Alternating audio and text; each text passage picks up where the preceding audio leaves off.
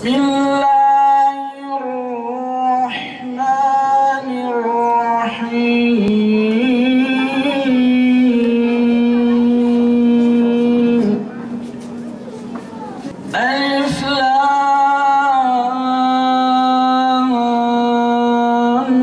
ra.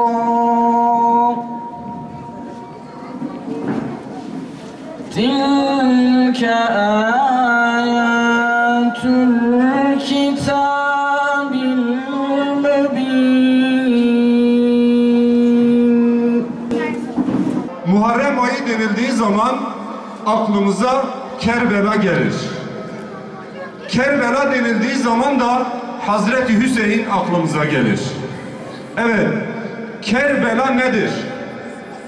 Kerbela, Hazreti Muhammed Mustafa sallallahu aleyhi ve sellemin ciğer paresi olan Hazreti Hüseyin'in şehit olma günüdür.